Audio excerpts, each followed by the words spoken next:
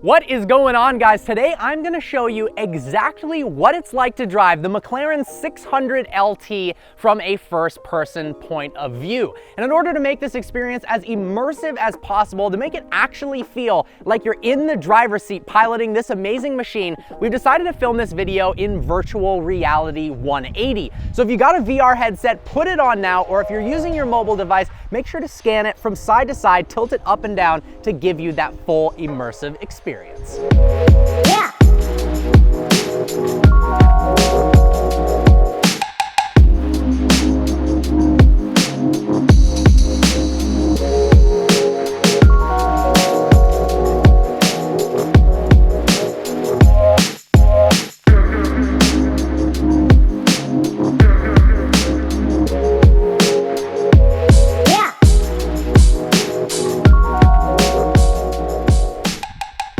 The LT in the name 600Lt stands for long tail, which originates back to 1997 with the F1 GTR long tail. But what it translates to in terms of driving experience is a more lightweight, nimble, fun to drive, more raw, more aerodynamically efficient version of the sports series car, the Mclaren 570S. This is a radically different experience from that car.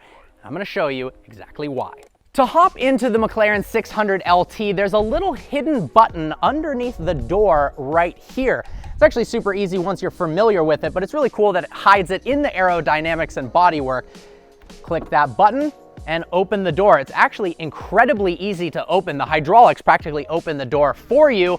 Then you go ahead, grab the steering wheel and hop on into these insane carbon fiber bucket seats. Now these are the optional Senna seats from the McLaren hypercar. They save 54 pounds over the standard seats. They're actually hollow inside of them and hold you in place better than any seat I've ever experienced. And despite the radical design, they're actually extremely comfortable during long road trips. To start up the Mclaren 600Lt, simply put your foot on the brake, click the engine start button, and listen to that V8 come to life.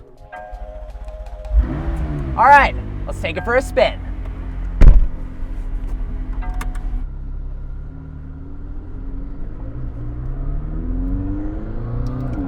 The second you get behind the wheel of the 600Lt, you are instantly familiarized with how much of a driver's car and how raw the driving experience is, no matter how fast you're going, even if you're just cruising at slow speeds. That, I think, is my favorite part about this car. It's so emotionally invoking to drive. It's so exciting. All of the noises, all of the vibrations reverberate throughout your body, and you can't help but to smile every second behind the wheel of this thing. Part of the reason why it's so raw is we have rigid engine mounts, meaning every time you fire the engine up, every shift, every time you accelerate, it literally feels like the engine is mounted directly to your soul. And I love that about it. Speaking of the engine, we've got a 3.8 liter twin turbocharged V8 making 592 horsepower and 457 pound-feet of torque. Because it's a fully carbon fiber monocage, it's extremely lightweight at just 2,850 pounds. Both of those combined equal 0 to 60 time of 2.8 seconds and a 0 to 124 mile an hour time of just 8.1 seconds. For reference, the more powerful Huracan Performante is 0.8 of a second slower to 124 miles an hour than this car. The 600Lt is a lot more fun to drive. Another differentiating factor between this and pretty much every modern day supercar is the fact that it has a conventional hydraulic steering setup. No electronic power assisted steering whatsoever.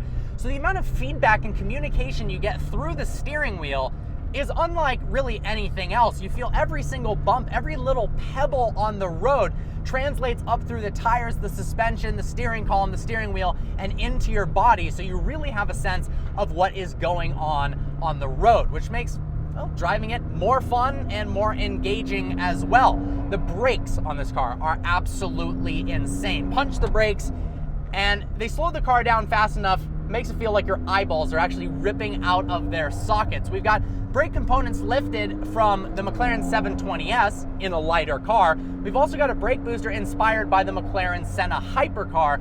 So yeah, safe to say it slows down pretty well. But one of the craziest elements of the driving experience, I mean, other than the beautiful engagement, the balanced chassis, is the roof scoop above my head. So not only does it look really cool on the outside, it sucks ambient air from the surrounding environment through the roof scoop, which is actually tunneled in the interior cabin. You can see this beautiful carbon fiber tunnel that channels air into the engine. So not only does that increase performance, but it makes some of the most unique, crazy sounds of any car. You get on the gas and let off, and it sounds like whooshing noises that Darth Vader would make in battle, like he's out of breath. And it is so addicting. Even when you're driving at low speeds, just the littlest punch on the gas and release, and you get these crazy, crazy induction noises.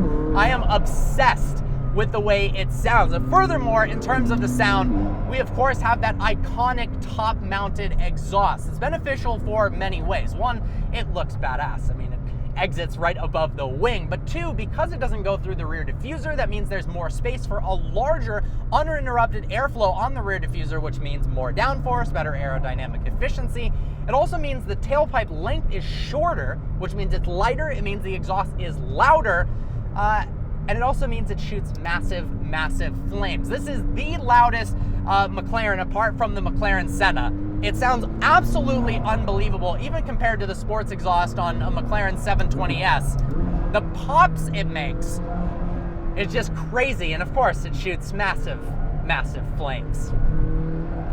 This car is so confidence-inspiring. Turn-in is absolutely instant. It just feels so light on its feet, almost telepathic in nature. If you want the car to go over to the left a little bit, place it on a certain part of the road, boom, it's there. No matter how good of a driver you are, this car is better than you are. I guarantee it. The limits of the performance are unbelievable, and it has the perfect amount of power for the chassis. Any more power, it'd be a little bit unsettled. This just feels right. But instead of talking on and on, I could go on for literally days about how epic this car is to drive. How about we put on the point of view camera and show you what it's like to drive the Mclaren 600Lt first person in VR 180. I'm excited for this. All right, let's roll.